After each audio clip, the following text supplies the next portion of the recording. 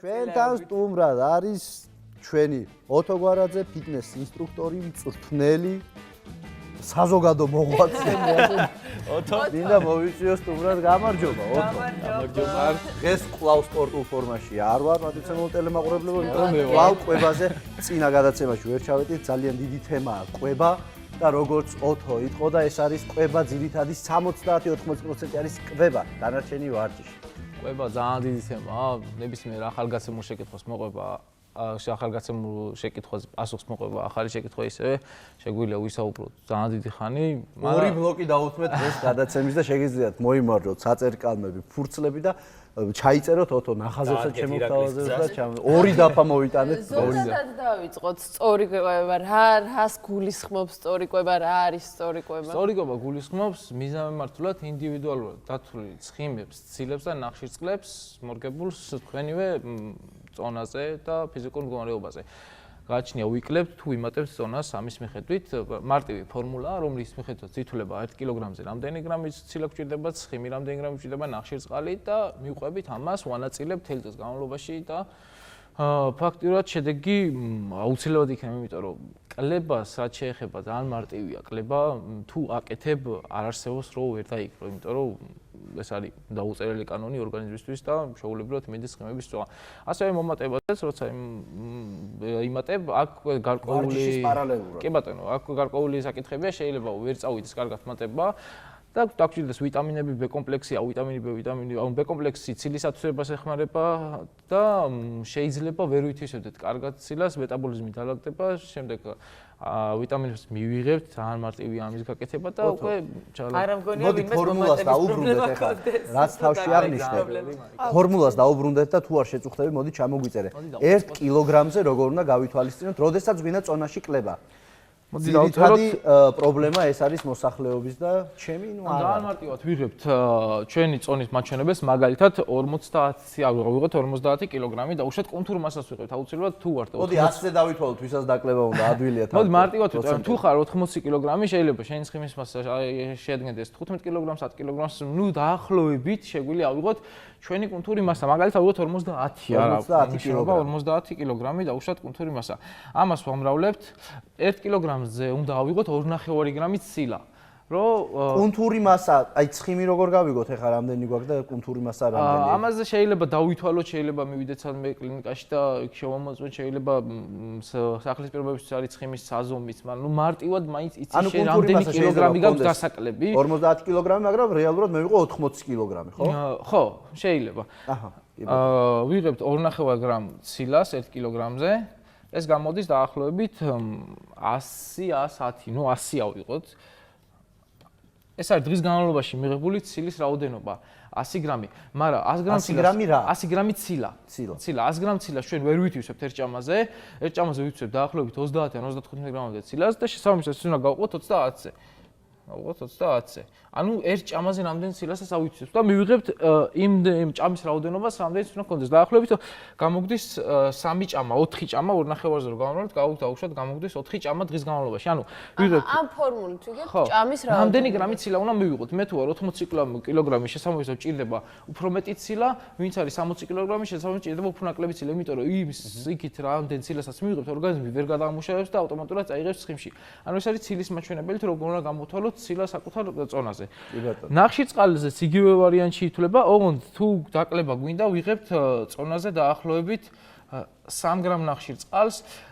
აუცილებლად ითვლება ნახშირწყლები მშრალ პროდუქტზე, ანუ 100 გრამი ბრინჯი შეიცავს 77 გრამ ნახშირწყალს. ჩვენ თუ დღის განმავლობაში გვჭირდება 150 გრამი ნახშირწყალი, გამოდის რომ დღის განმავლობაში 200 გრამ ბრინჯზე მეტი არ უნდა მივიღოთ, იმიტომ რომ ეს არის ჯამში 150 ეს არა, მშრალი, აუცილებლად მშრალი უნდა იყოს. მშრალი ბრინჯი შეიცავს, კი ბატონო, 77 გრამი ნახშირწყალია 100 გრამ ბრინჯი, ანუ 200 გრამი მშრალი ბრინჯი დაახლოებით გამოდის 400 გრამი მოხარშული ბრინჯი და ეს უკვე საკმაოდ დიდი რაოდენობაა. როგორ ვამატებთ ბოსტნეულს, ვამატებთ ცილოვანსაკურს, ეს უკვე კარგი ულუფა გამოდის და იმის მიხედვით რომ არ ვშიმშილოთ მე ამის თქმა უნდა. ოღონდ დაყოლებს ვანაწილებთ თელ დღეზე. თელ დღეზე, კი ბატონო.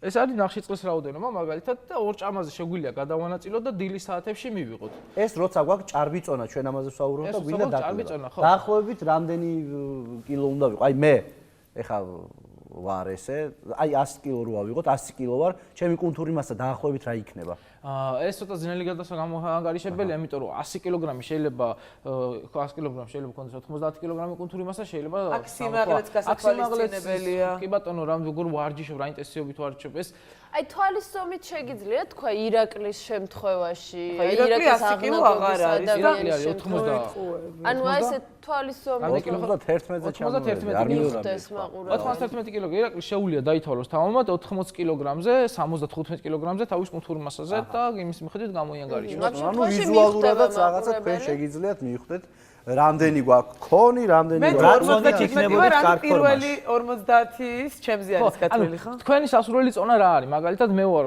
93 კილოგრამი, მე მინდა ვიყო 85 ხო? აი 85 კილოგრამდე თვლი მიამკვიმას ცილოვან აუდიოსის რაოდენობას და მაგის მიხედვით ვანაწილებ უკვე დღის განმავლობაში. ოტო ეხა ჩვენ აქ 50 კილოგრამი. მე ვიყო 46. ეს პირობითად ავიღეთ ყველა თავის. ავიღეთ. აქ იგულისხმება უკვე 65-70 კილოიანი ადამიანი. თავისი კილოგრამი, კი ბატონო, ვინ რამდენი კილოგრამი მის პლუს ცხიმი 50 სულთა კუნთური მასა პლუს ცხიმი სადღაც 70-ის ფარგლებში. კი, დაახლოებით ესე ნუ გააჩნია ვის რამდენი აქვს ცხიმი, ამას ვერ დავთვლით ჩვენ ესეზებიათ.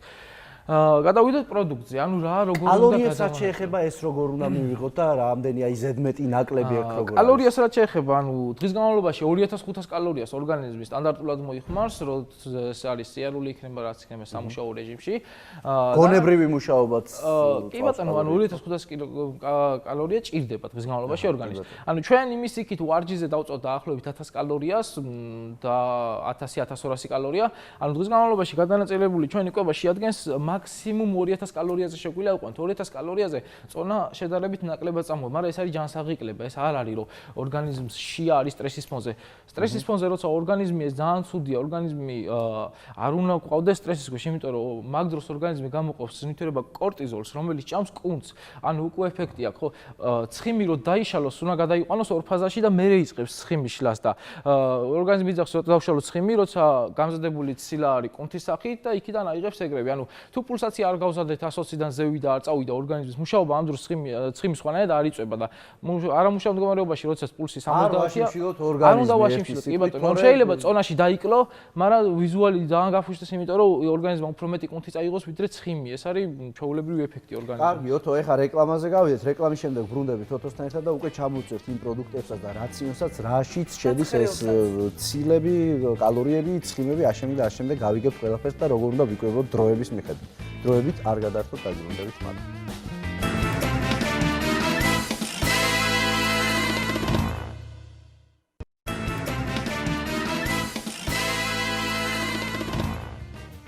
ჯანსაღი კვება შეიქმს უპრობლემო ცხოვრებას, როგორც იტყვიან, წინაპრები ამაზე რა შემოეხედა ჩვენ მაყურებელს, რა კოთკოთი იყო აქ, ოთო შევაწუხეთ.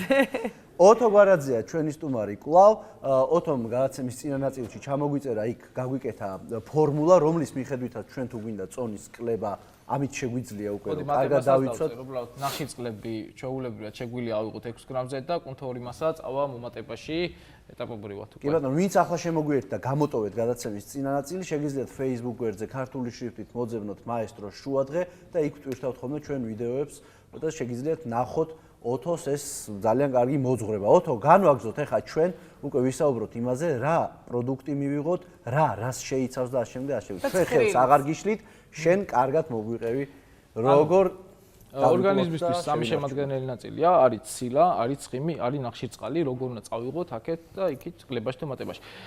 ცილა არის კუნთვისშენებელი, ნახშირწყალი არის პირველადი ენერგია, რასაც ჩვენ გავაკეთებთ, მოძრაობთ, ახლა ვაპარაკობთ, ეს არის ყველაფერი იმ პირველადი ენერგიიდან და გამომდინარე და ცხიმი არის ენერგიის დეპო, ანუ რეზერვი ენერგიის. ჩვენ იმ პირველად ენერგიას ვიღებთ, რომ ორგანიზმი ვერ ასწრებს იმის გახარჯვას და ავტომატურად გადააქვს ცხიმში. ანუ ჩვენ რო დავწვათ ცხიმი, უნდა გავთიშოთ პირველადი ენერგია, ნახშირწყალი და ორგანიზმი გადავა საკუთარი ცხიმის გამოყენებაზე. ეს არის მარტივი ფორმულა, მაგრამ არის იული და რთული ნახშირწყლები. იული ნახშირწყლებია ეს შოკოლადი ტკბილეული, რაც ჩვენ გვიყვარს ეს ცომეული, რომელსაც სწრაფად ითვისებს და ვერ ხარჯავს და რთული ნახშირწყლები ეს ბრუღულეული, ბრინჯი, წიწიბურა, გერკულესი, ანუ რომელსაც ორგანიზმი იღებს და ნელ-ნელა აზრდის სამოძრაო ენერგია და ნელ-ნელა ხარჯავს. ანუ ამის გადატანა ცხიმში ვერ ასწრებს. ანუ ესე უნდა დავალაგოთ ჩვენი სისტემა, რომ სულ ენერგიის ამოღება არ შეიძლება, მაგრამ უნდა იყოს ეს რთული ნახშირწყლები დავტოვოთ, რომ ორგანიზმმა კარგად განაგზოს მუშაობა და მისაწმის გადამუშავების ენერგიაც კონდეს მოძრაობისას და თან ცხიმი რო დაწვას მაგისთვისაც. უნდა ჩამოწერთ ახლა ჩვენ ძირითადი პროდუქტები, რაც არის მაგალითად პირველი ქათმის ფილე. ქათმის ხორცი, საქონლის მოხარშული ალბათ. ან მოხარშული ან გრილზე შემწვარი. კი ბატონო, 150 გრამი რატო 150 გრამი? იმიტომ რომ 100 გრამ ქათმის ფილეში არის დაახლოებით 23 გრამი ცილა, 150 გრამი, როგორც ჩვენ თქვით, რომ ეს ჭამაზე 30 გრამ ცილას იწევს ორგანიზმი, ანუ შეცვლილობა აქვს დაახლოებით 35 გრამი ცილის, 5 გრამი ჭამაში იკარგება, დანარჩენს ორგანიზმი ითვისებს ეს. მეორე არის საქონლის ხორცი. საქონელი ხბო შეგვიძლია, ხო? კი ბატონო, ნებისმიერი. ხარი. მესამე არის თევზი. თევზი არის იდეალური საკვები, როგორც ცილას, ასევე ვიტამინებს, მინერალებს, ძალიან კარგი ბევრს შეიცავს. თუმცა ცხიმიანობის მიხედვით მანდაც არის ჯიშები, ხო? კი, მაგრამ ნუ ამას გადამწყვეტი მნიშვნელობა არ აქვს. თევზის ქონი ომეგა-3 ასე ვთქვათ, ისედაც სასარგებლოა და შეგვიძლია მივიღოთ. მეოთხე არის კვერცხი. კვერცხი შეგვიძლია 10 ცალი კვერცხის ცილა მივიღოთ. მოხარშული, იმიტომ რომ 2.5 გრამ ცილა შეიცავს კვერცხის ცილა 1 ცალი და დაახლოებით 25 გრამი ცილა გამოდის. კი ბატონო. 10 ცალი და მეხუთე არის ხაჭო. 200 გრამი. ხაჭო არის კალცი, ძალიან კაია. ხაჭო არის კაზეინისებური პროტეინი, რომელიც 6 საათის განმავლობაში აითვისება ორგანიზმში და ღამე იმიტომ უჭამთ, რომ ამინომჟავების ბარდნა არ მოხდეს, დაუშვათ 11 საათზე შეგვიძლია უკაბოლო იყვება, ან 12 საათზე მივიღოთ და დილის 6 საათამდე. აი როგორ გრაფიკში ვჭამოთ, ახლა ეს ჩამონათვალი. ჯერ ნახში წლებსაც ჩამოწერ და შემდეგ გავაკეთოთ გრაფიკი. კი ბატონო. პირველი გერკულესი მაგალითად იგივე შვრიის კი ფაფა. ბატონო. მეორე ბრინჯი. კიდევ ერთხელ შევახსენებთ მაყურებელს, წონით გრამები რაც გვიწერია, წონით მშრალად და შემდეგ ხარშავთ ან ვასხავთ ადუღებულ წყალს, როგორც მომზადების წესი, როგორც იქნება თქვენთვის მისაღები იმ შემთხვევაში. აი თუ მე რატომაც წარმოვიდგინე რომ გაბზადებული. ამის გრამაჟობა შეგვიძლია ჩვენ თვითონ ავიღოთ დაახლოებით 100 გრამი მშრალის. ოსტნეულში შეზღუდულია და ხილი. კი ბატონო. აბა როგორ გავაკეთოთ ახლა ეს? ანუ ვიწყებთ დაუშვათ დილის 9 საათიდან კვების რეჟიმს. დილით ყველაზე მარტივი საჭმელია მაგალითად გერკულესი და კვერცხი. შეგვიძლია ისე ფილეთი და ბრინჯი დავიწყოთ. თავარია იყოს ეს რაოდენობა დაცული, ნახშირწყლებით ცილები დაცული, რასაც ჩვენი ორგანიზმი ითვისებს. ვიღებთ ცილას. ვამატებთ ნახშირწყალს. ნებისმიერი იქ ჩამოსვლიდან შეინცხლიდან ერთ-ერთი კი ბატონო, გრამაჟობის მიხედვით და ვამატებთ 150 გრამი ნებისმიერი. ბოსტნეული მაგალითად. ბოსტნეულზე მიდოთ, ხო, ბოსტნეული არის ბოჭკოვანი ნახშირწყალი, რომლის გადამუშავების დროსაც ორგანიზმი იყენებს საკუთარ ენერგიას. ანუ იმაზე მეტი ენერგია ჭირდება გადასამუშავებლად, ვიდრე გაძლევს. ეს არის ძალიან კარგი საშუალება წონაში კლებისთვის, აჩქარებს მეტაბოლიზმს. მწვანე ბოსტნეულში შეზღუდული არ ვართ, რამდენი ზღვიდან შეგვიძლია ვჭამოთ. ანუ იდეალური საშუალებაა როგორც კლებისთვის, ასევე მატებისთვის და არ უნდა გამოვლისხოთ არავითარ შემთხვევაში კვების რაციონიდან, უნდა იყოს აუცილებლად ბოსტნეული და არა ისე მარტო კიტრიც, ხო იქ ქათამი და კიტრი ვჭამე, არა, უნდა იყოს იქ კიტრიც, სალათის ფურცელის, ბროკოლის, ყვავილოვანი კომბოსტო, ჩვეულებრივი კომბოსტო, მწვანილები აუცილებლად. ცოცხლად ეს კი ბატონო, ცოცხლად, ანუ ან გათუთული ოდნავ, ან ცოცხლად. ბოსტნეული არის ძალიან კარგი. 12 საათზე ხო შემდეგი? კი ბატონო, 12 საათზე. ვიღებთ ისევე ცილას. ვამატებთ ნახშირწყალს. და ვამატებთ ბოსტნეულს. კი ბატონო. ნებისმიერი შევცვალოთ თუ მაგალითად ერთი დღე ფილე ვჭამოთ ქათმის ან შეგვიძლია ერთი დღე ფილე ვჭამოთ, ერთი დღე ან რომელიც შეგვიძლია ვანაცვლოს. არა, პრობლემა კი ბატონო, ვისაც აქვს იმ საშუალება ვანაცვლოს, კი. რატო ყოველ 3 საათში ერთხელ? ყოველ 3 საათში ერთხელ არის ორგანიზმში ცილის სინთეზი და ყოველ 3 საათში ერთხელ ხდება ორგანიზმში მიწოდება, რომ ჩვენ ორგანიზმს არ ქონდეს შიმშილის მომენტი, რაც ძალიან დამანგრეველია. კი ბატონო, იმიტომ რომ როცა 6 საათიან შუალედს აკეთებ, იქ უკვე კვებაზე და ესე ვთქვათ, ანუ სწორკვებაზე აპარაკი ზედმეტია, მაცივარს რომ გამოუღებს, რას გვიყვარს, მერე უკვე იმას კიდევ დღეს და არა ბოსტნეულს და ასე შემდეგ. კი ბატონო. ანუ შემდეგი 3-ზე გვიწევს. შემდეგი გვიწევს 3-ზე. ანუ იმის და მიხედვით თუ ვის რამდენი ნახშირწყალი უწევს გადანაწილება, შეგვიძლია 3-მდე, შეგვიძლია 6-მდე გადავანაწილოთ, თუ ვიმატებთ მაგალითად და თუ ვიკლებთ 200 გრამი ნახშირწყალი, 150 გრამი ნახშირწყალზე რომ დავთვალოთ ეს, ბოლო ნახშირწყლიანი ჭამა გვიწევს 12 საათზე. აჰა. 3 საათზე უკვე ჭამთ მხოლოდ ცილას და ბოსტნეულს. კი ბატონო. ის 10 ცალი კვერცხი რო წერია, კიდევ ერთხელ მინდა ვთქვა, რომ ის კვერცხის ცილაზეა საუბარი, უგულოდ 10 ცალი კვერცხი შეგვიძლია, 10 ცალი კვერცხის ცილა. 6 საათზეც ვაკეთებთ იგივე რაოდენობას, მაგალითად. ცილა. ნახშირწყალია, უპასრავად. კი ბატონო. ნახშირწყალი უკვე ამოღებულია 12 საათის შემდეგ, ხო? კლების შემთხვევაში. კლების შემთხვევაში. მაგალითად დავითვალოთ ახლა ცილა 30 გამოგვივიდა 120 გრამი ცილა დღის განმავლობაში. რაზეც გვაქვს აღებული ეს იდეალური ვარიანტია, მაგალითად, შეგვიძლია 9 საათზეც მივიღოთ იგივე ცილა და ნახშირწყალი და ცილა და ბოსტნეული და 12 საათზე ხაჭო, ან შეგვიძლია 9 საათზე თუ ჩვენი რაციონი ამოიწურა ცილის მიღების, შეგვიძლია დავამთავროთ ხაჭოთი, ღამე. ჩვენი ბოლო ჭამა შეგვიძლია იყოს 9 საათზე, 12 საათზეც არ არის პრობლემა მაგაში. უკანა ბოლო ჭამა უნდა იყოს ხაჭო, შეგვიძლია ხაჭო და კეფირი ერთად, ხაჭო და მაწონი ერთად. 200 გრამი ხაჭო. ეს ყველაფერი 0%-იანი. ვისთვის როგორ? თუ წონის პრობლემა არ გვაქვს, რატომ უნდა იყოს 0%-იანი, იყოს დაუშვათ 9%-იანი ხაჭო. მატება გვინდა. კი ბატონო, შეგვიძლია თაფლიც გავუკეთოთ ხაჭოს და შეგვიძლია გავაგემრიელოთ ეს ორგანი. უკვე ნელ-ნელა იწყება, უკვე აი ეს რაღაცა კარგი კერძის გაკეთება მომამზადება რო ისწავლო, იმიტომ რომ ეს მოხარშული ფილე მოსაბეზრებელია და შემდეგ უკვე უნდა გავაკეთოთ კი რაღაცები დაამატოთ. მე გადმოვალ შენთან და მინდა ერთი რამე კიდე გამმარტო, რაც შენთვის 1000 ჯერ მაქვს ნაკითხი მე პირადად. აი ეს 150 გრამი, პატრიციონალ ტელემაყურებლებო, არის ქათმის ხორცი. ხორცი მთლიანად, რომელიც შეიცავს ბევრ რაღაცეებს და ეს 150 გრამი არის რომელიც ფორმულაში გვაქვს, არის ცილა. ანუ 150 გრამ ცილა შეიცავს 1, 2, 3, 4 ჯერ თუ 5 ჯერ. არა. თუ ეს არის ნახშირწყლის რაოდენობა, ეს 150. ნახშირწყალი, უი, მაბაწირო. ეს 150 გრამი ხორცი შეიცავს 30 გრამ ცილას დაახლოებით, ანუ რომელიც არის ერთი კვება.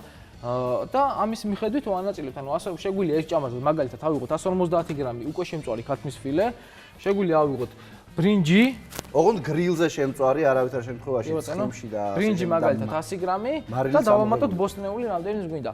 ხილს რაც შეეხება, თუ წონას ვიკლებ, სასურველია რომ 4 საათამდე ან 5 საათამდე მოვჭეთ ხილის ჭამას, იყოს ეს ორი ვაშლი იქნება თუ გერიფუტი იქნება თუ შუალედებში უნდა ვჭამოთ. შუალედებში კი, ანუ ხილი კუჭის ზარმიანობას ზრდის და უშლის ორგანიზმს საჭიროს გადამუშავებაში. ანუ საღამოს არ არის რეკომენდებული. საღამოს არ არის რეკომენდებული. ასევე წყალი. წყალი ძალიან მნიშვნელოვანია, მინიმუმ 2 ლიტრანახევარი წყალი მაინც უნდა მივიღოთ დღის განმავლობაში.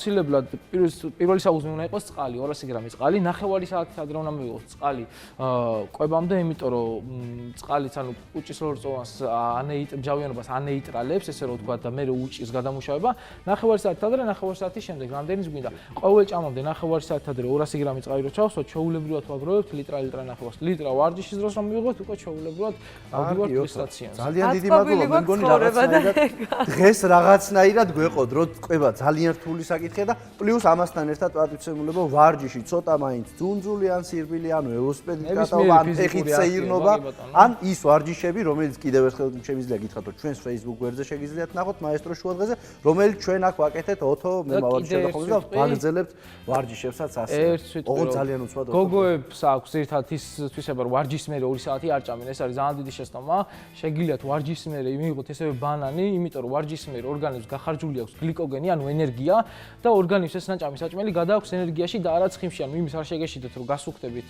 ნახევარ საათში ჭამით და თავს მოიკლავთ ჩიმშილი შეგიძლიათ ვარჯიშის მერე თავმოდ მიიღოთ საკვები ოღონდ დალაგებული სწორედ რა თქმა უნდა ერთი სიტყვით ვიწყებთ 9 საათზე კვებას ცილა ნახშირწყალი ბოსტნეული 12 საათზე ცილა ნახშირწყალი ბოსტნეული 3 საათზე ცილა ბოსტნეული ნახშირწყალი უკვე ამოღებულია აქ მეორე ჩამონათვალი გვაქვს ჩვენ რაც არის პირველი არის ცილები და მეორე ნახშირწყლების შემცველობები და აქედან ვიხელმძღვანელობთ 6 საათზე ცილა და ბოსტნეული აქაც ამოღებულია ნახშირწყალი და გვიან უკვე ღამის 9 საათზე ხაჭო 0%-ია. კი ბატონო, ეს ვინც ეს არის ჩვენი ვისაც კლება ვისაც მატება უნდა შეგვიძლია იგივე რაოდენობით დავთვალოთ და გადავამამრავლოთ და მივიღეთ იგივე ფორმულას ცოტა მეტ. ძალიან დიდი მადლობა, ძალიან საინტერესო თეორიული მე ფოტო უნდა გადავიღო. ნაწილი გვქონდა დღეს.